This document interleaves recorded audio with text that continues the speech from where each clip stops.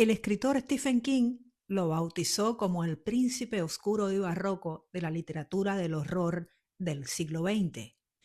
Mientras los niños de su localidad natal, Providence, jugaban al béisbol, él se dedicaba a montar altares de adoración al dios Pan, a la diosa Atenea. Hoy hablamos del escritor norteamericano Howard Philip Lovecraft. Bienvenidos.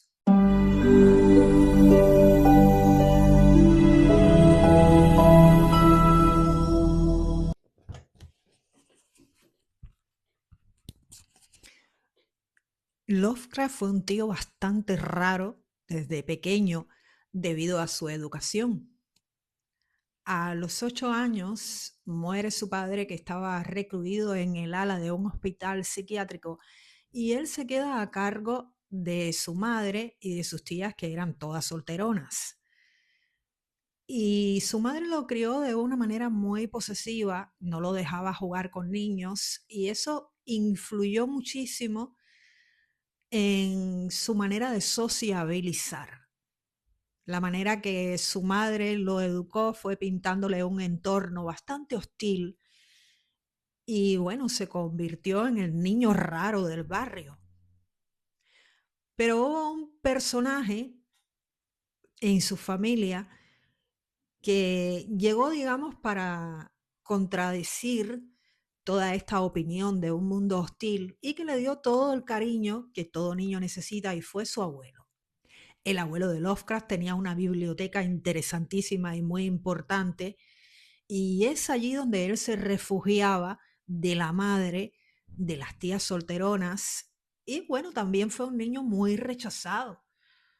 Mientras los niños de su localidad de Providence jugaban al béisbol, él se dedicaba a montar altares al dios Pan, a la diosa Atenea, al dios Apolo, y bueno, no era muy normal, así que era rechazado por todos los niños del barrio, y él se metía allí en la biblioteca de su abuelo.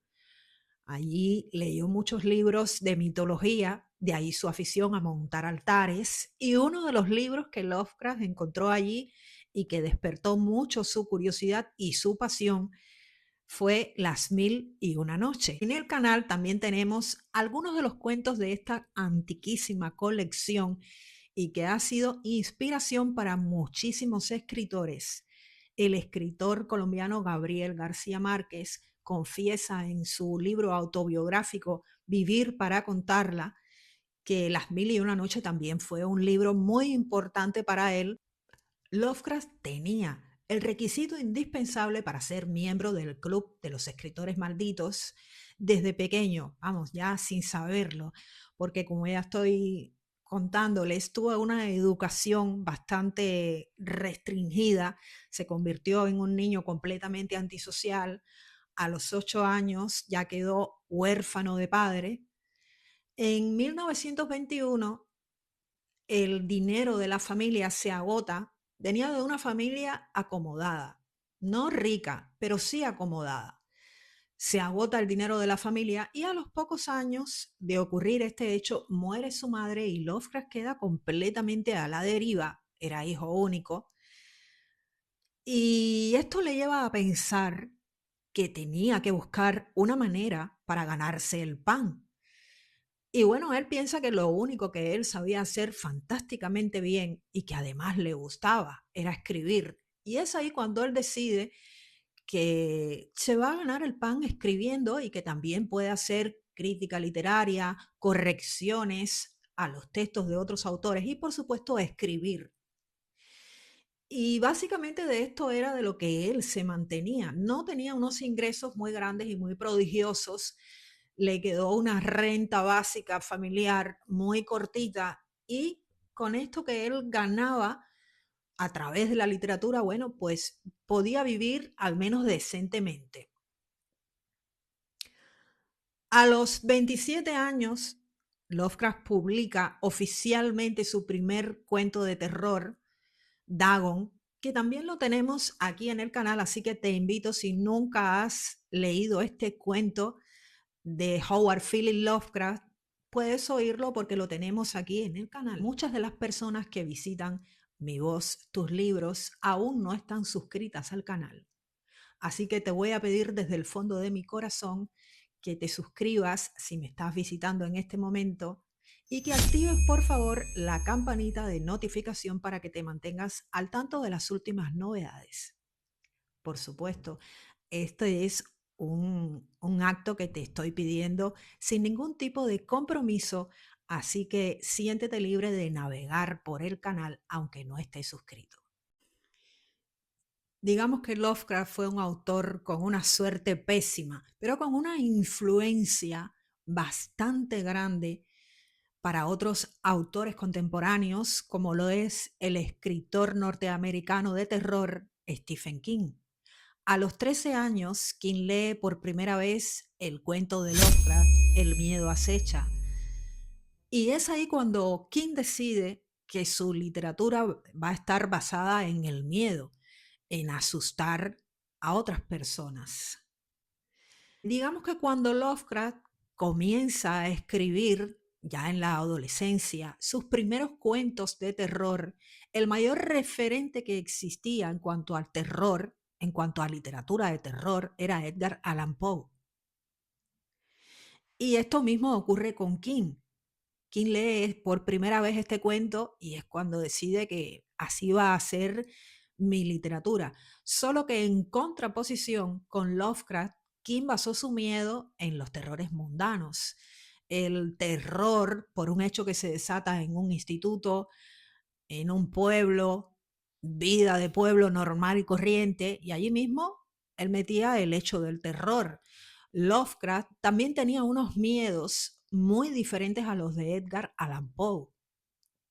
El miedo de Lovecraft se basaba en el terror cósmico, el miedo llegado desde afuera, el miedo llegado desde lo desconocido del espacio. De hecho, King lo bautizó como el príncipe barroco y oscuro de la historia del horror del siglo XX. Y aunque también hay muchas críticas de Stephen King hacia la literatura de Lovecraft, donde lo cataloga como pésimo dialoguista, sí que él reconoce que creó una senda de terror completamente diferente a toda la que los lectores conocían y que fue la senda de terror que dejó Edgar Allan Poe. Lovecraft muere a los 46 años en la completa y absoluta miseria y en el completo y absoluto anonimato de un cáncer intestinal. Pero deja dos novelas que ni siquiera había pasado a máquina por considerarlas fallidas. El caso de Charles Dexter Ward y La búsqueda de ensueños de la ignota Cadaz, escritas ambas en 1927, pero consideradas a día de hoy como lo mejorcito de su producción. Lovecraft fue un escritor tremendamente exigente con su literatura. Siempre consideraba que todo lo que él escribía no era lo suficientemente válido como para que fuera publicado. Y esto ha pasado con muchísimos escritores. Kafka también dejó literatura inédita y también por este motivo, porque eran muy exigentes y creo que este es un factor fundamental para avanzar en los escritores autodidactas. Pero bueno, no se puede uno nunca pasar de la rosca. A veces es mejor publicar, aunque no esté absolutamente todo lo bien que nosotros queramos, porque si no corremos el riesgo de que dejemos la novela guardada en un cajón y siempre va a llegar alguien detrás, un amigo, un familiar, una esposa que se queda viuda, que va a sacar esa novela de un cajón, la va a entregar a una editorial y eso es muchísimo peor porque lo está haciendo sin tu consentimiento y en la mayoría de estos casos a veces son borradores que no están con las correcciones terminadas. Y digamos que esto también ocurrió con la literatura de Lovecraft. De hecho, Los mitos de Cthulhu es un libro que se publica, es posterior a la muerte de Lovecraft. Y ahí hay muchos relatos y muchos cuentos que eran inéditos. El editor que publicó el libro es quien elige el nombre de la publicación y lo bautiza como Los mitos de Cthulhu. Así que si tú estás en ese mismo caso, a favor de sacar lo que tengas ahí en el ordenador o en el cajón y dale.